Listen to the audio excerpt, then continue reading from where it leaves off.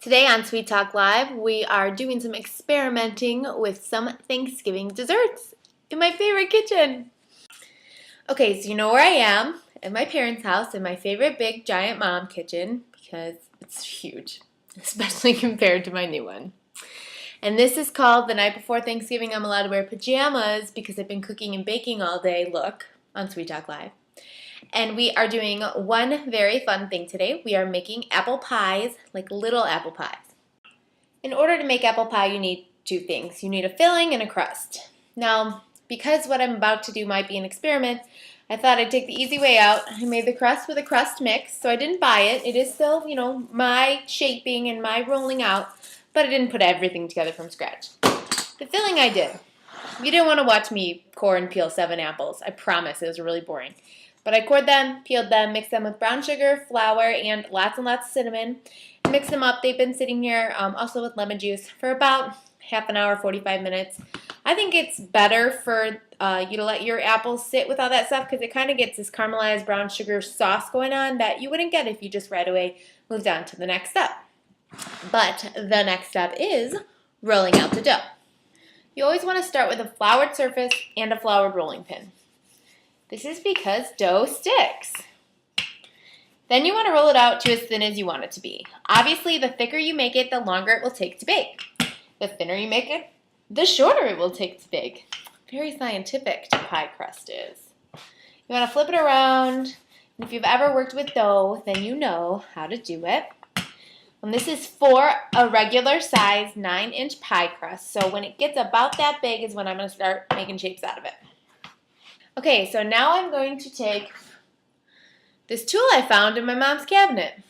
It's hopefully going to help me make this a little bit easier. So I'm just going to pound it. It's like a tart maker, I think. It cuts things in half. Oh, it's very beautiful. Wait till you see it.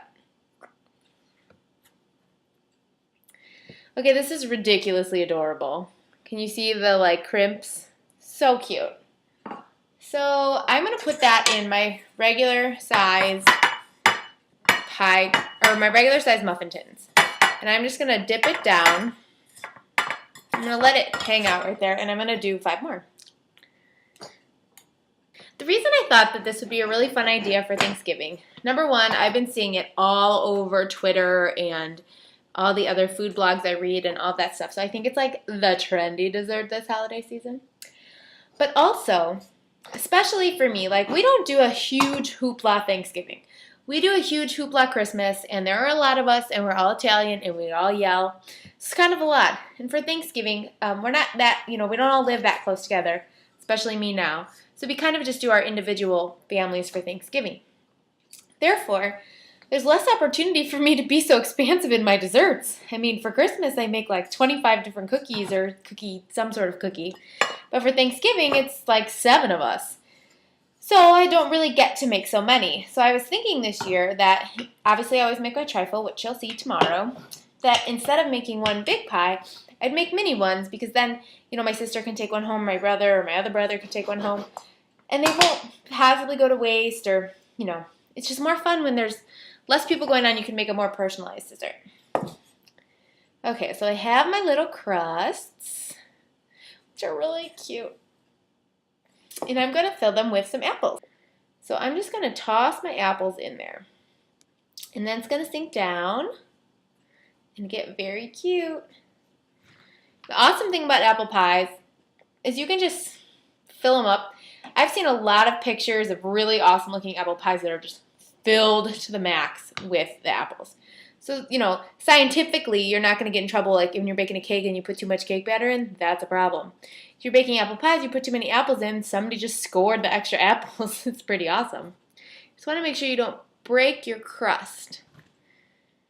But as I said before, experimenting on Sweet Talk Live. So there might be some holes in my dessert, but that's another thing that's awesome about only serving your family. They know I make mistakes sometimes, but they'll still taste delicious. I'm going to re-roll the dough now to do the tops. Whenever you're working with dough, whether it's cookie dough, pie dough, you don't want to re-roll it too many times because the more you deal with it, the less delicious it's going to taste. But you do want to re-roll it because It's just going to have big holes in it if you don't. So same deal. You want to make sure that there is flour going on everywhere, and then you just roll it out until you get to the consistency that you want. Again, flipping's always awesome. And we're moving on. So, I'm really excited about this part. It may or may not work. But I found this thing, again, in my mom's drawer. And I'm pretty sure it's a lattice cutter. And a lattice is the top of a pie. We know that, right? So I'm going to make some lattice strips.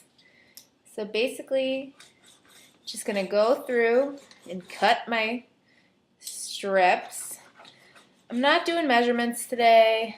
I'm just having fun and making a mess. So, what do you think? I think it might work for experimental purposes. Though, now that I've been using this, not quite sure that's what it's for.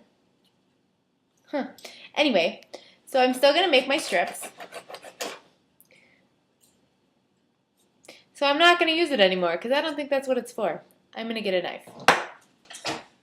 I'm going to get a pizza cutter. This is going to work well.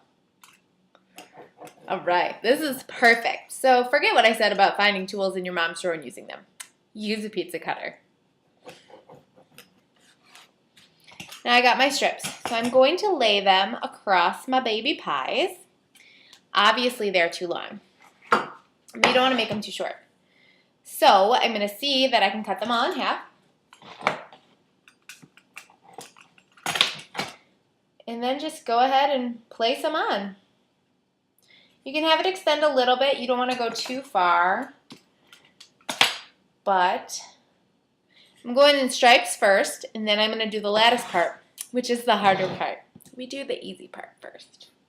There's a couple different ways to do this. You can actually weave your dough in latticing it, or you can make it look like you do it. Your call. I'm going to try it out. And by this face, you understand that trying it out is exactly what I'm doing. I am not an expert at this. But basically, it's like a basket weave, so you want to go in one side and around the other. It's all about a pattern you're making. It's kind of like arts and crafts in baking, all rolled into one. Okay, so that took about 7 minutes. So actually not as long as I thought. But look how cute! There's a couple more steps. We're going to brush the outsides of my crust. You can use milk or cream. This is fat-free half and half that my mom hates, so I'm going to use it up. So basically it's like, you're just brushing it. This is so when it bakes, it gets pretty, and you're going to put some sugar on it so it gets all crystallized and just pretty. Basically, this is for looks, not for taste. So we're just going to brush that up on the dough. And I will let you know that I made some thick lattices on these. You could probably have some leftovers. You could probably get 7 out of one 9-inch pie crust, unless I mismeasured and there's way more in the other one. You want to make sure that your crusts are touching, or else your tops will fall off. And then you want to sprinkle some sugar on the tops after you've glazed it. That will, again, make it pretty and delicious. And then my crust instruction says I'm going to cover it in plastic wrap and refrigerate it for an hour before I bake it. I'm also still deciding whether or not I'm going to bake it tonight or tomorrow. So, in about an hour, I'll get back to you and let you know. Okay, so while I'm waiting for that hour, I decided to do something else. I have a whole nother pie crust, and I don't have any more muffin tins because they're in California. So I pulled out one of these Baker Square pie tins, and I cut a pie crust out of my pie crust. Also, I have a lot of filling, and it's really good, and I keep eating it, and I want to eat it tomorrow, so let's put it in the pie. So, same deal here, just going to dump my filling in the pie. Same filling with apples, brown sugar, flour, and something else. Oh yeah, cinnamon. Lots and lots of cinnamon. I'm not going to lie, there was supposed to be nutmeg in it, but you know who hates nutmeg? Me. It's gross. Tastes like, I don't know, potpourri. I am not a big fan of potpourri.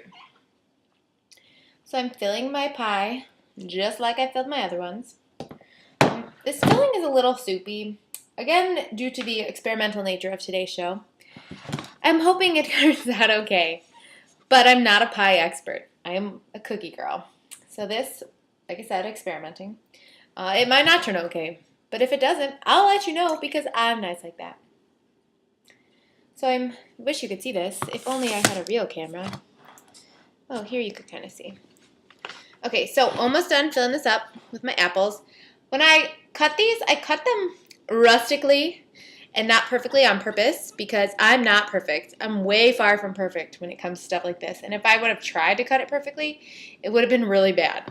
So instead, I gave myself the ability to do a really messy-ish job cutting them. And thus, I ended up with exactly what I was hoping for. Plus, I kept watching all these Food Network shows this weekend and this week, and they're all about how to fix your mistakes. And one, Sarah Moulton on Rachel Ray's show said, just call it rustic. So if you mess up on your mashed potatoes, turkey hopefully you won't mess up on because sometimes you can't get back from that. But if you mess up on your mashed potatoes or a different side dish or your pies or whatever, call it rustic and eat it anyway because it still probably tastes delicious. Okay, so all my apples are piled high. It looks really pretty. I don't know if I mentioned this before, but I've probably made like 2 pies in my life. It's not that I don't like pie. Mostly it's because pies aren't usually made of chocolate. And I think everything should be made of chocolate. But my trifle is very, very chocolatey, and you'll see that tomorrow when I assemble it for you.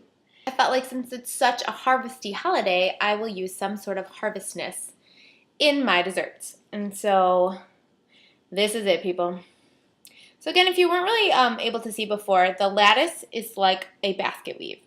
So you just have to fold it under and over, just like you would see a basket. This is also like, you would think, oh, lattice sounds so intimidating and so blah, blah, blah. It's actually really easy because you could do it however you want to. You decide how much crust you want to cover what area, and you decide whatever. It's not very particular. It's easier than a regular pie crust because if it doesn't fit, it doesn't fit, and you just change it up. Try to get them to connect. Push down on the ends. Maybe when you do this, you should plan it a little better and not do what I'm doing right now, like going through the middle. But I have faith that my viewers actually do plan things a little bit better than I do, considering I know most of them are my mom. And if she was making this, well, if she was making this, she would have measured the pieces. Because she's a quilter. I am not, and thus have not measured a thing. But I think it looks pretty good and pretty rustic just the same. So basically I'm just adding dough on the side so that I can eat it when it falls off. Because listen, when you make the desserts, you get to serve your own piece. And look, I used everything. So this one is also really pretty and I'm kind of proud of it. And I'm going to do the same thing I did to this one that I did to the other one. I'm going to put the milk, cream, whatever you pick, on top. You could also do this with an egg wash. My crust mix just said to do this, and since I'm using a crust mix and I'm not familiar with it, I'm going to do what it tells me to do. So it's all sugary and yummy, and I've been reading on Google, well, I've been waiting for my other crust to get ready, and it says I should bake them tonight because you really, guys, should not let your pie filling sit in your pie crust because it's going to get soggy, and who likes a soggy crust?